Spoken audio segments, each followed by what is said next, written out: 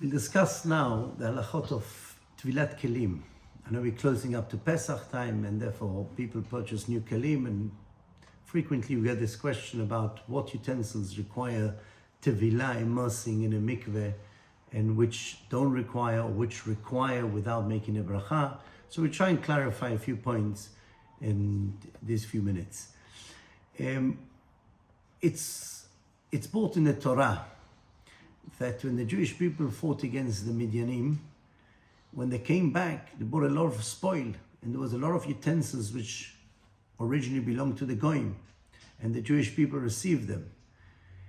According to many opinions, there is a biblical mitzvah to immerse the kelim in the mikveh, as it's proven from the pasuk that was the requirement which Elazar Kohen told the people who came back from the war, that they have to, apart from kashering the keli from use by a non-Jew, they also have to immerse it in the mikveh.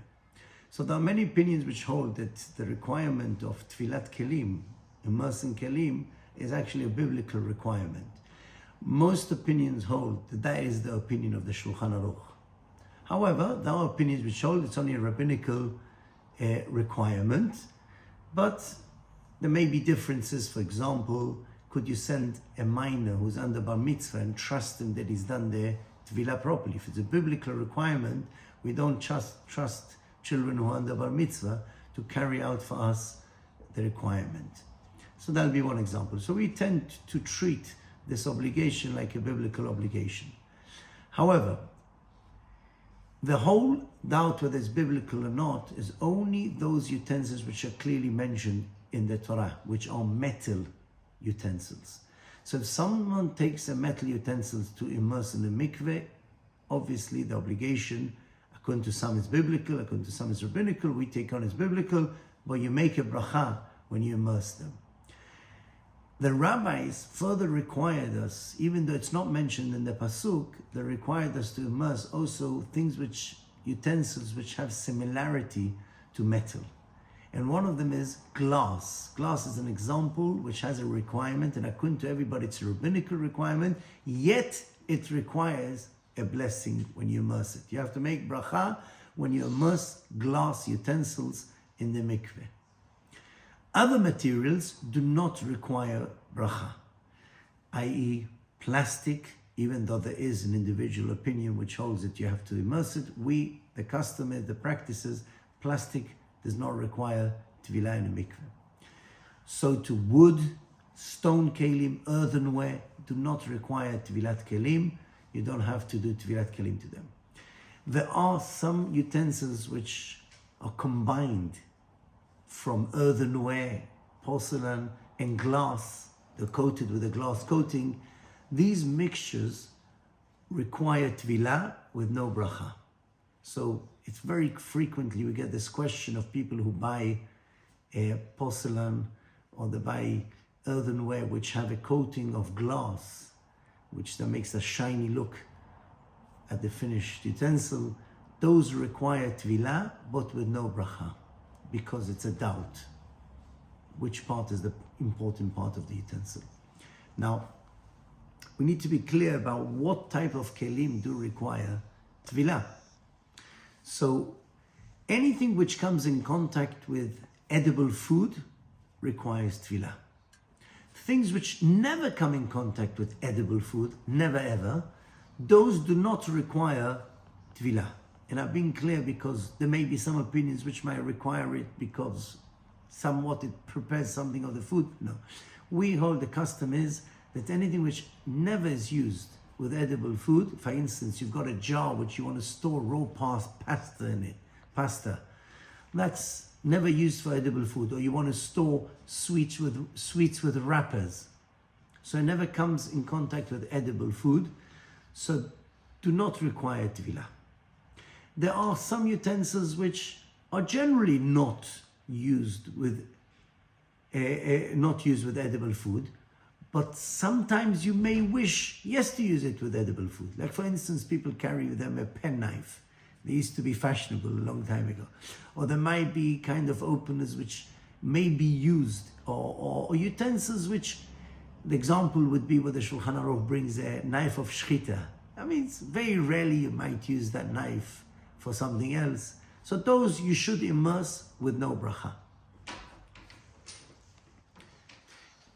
So in summary, anything which you might use it with edible food, you should immerse without bracha. Any which is definitely used with edible food requires immersing with a bracha. There's a common example of a potato peeler.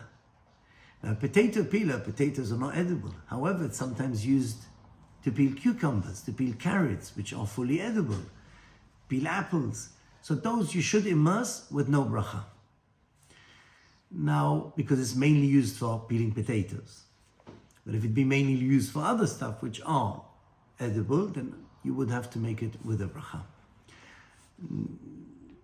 There is another, I would call it a misconception. People seem to think that electronic appliances or things which we are concerned that they will get spoiled by immersing in the mikveh do not require tevilah. That's wrong. The fact that we've created utensils which are sensitive to water, that doesn't exempt them from tevilah. Since they're used for edible food, it's our problem. Now we need to break our head and try and say, how do we solve this problem? So there's a simple solution to this. If you're concerned about putting them in water, which my personal view is, but I'm not coming to take any responsibility for people ruining their utensils, but I have immersed kettles, I've immersed toasters, I've immersed and left them to dry and not use them before they're fully dry.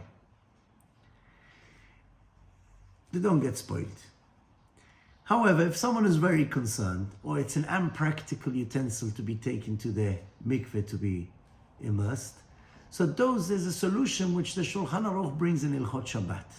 The Shulchan Aruch says in Ilchot Shabbat, because there's an argument in Halacha whether you're allowed to immerse a utensil on Shabbat or not, because it looks as if you're fixing the keli, and some say, but you're not really fixing it, you're just washing it, and therefore, since the obligation is also subject to an argument, so the Shulchan Aruch gives a solution to hand it over as a gift to a non-Jew.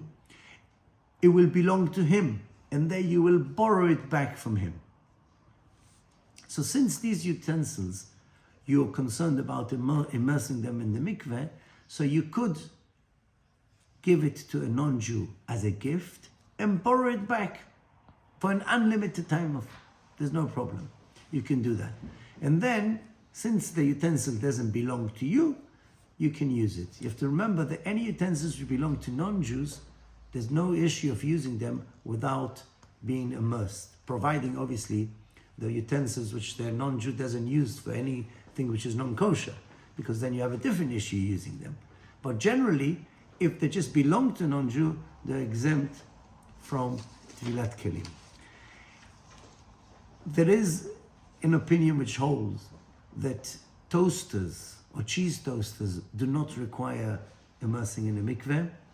We don't agree to that opinion, because even though you're taking fully cooked bread, you're taking fully cooked cheese, and you're just toasting it, still, yet it changes the state of the bread, and therefore it requires tevilat kelim.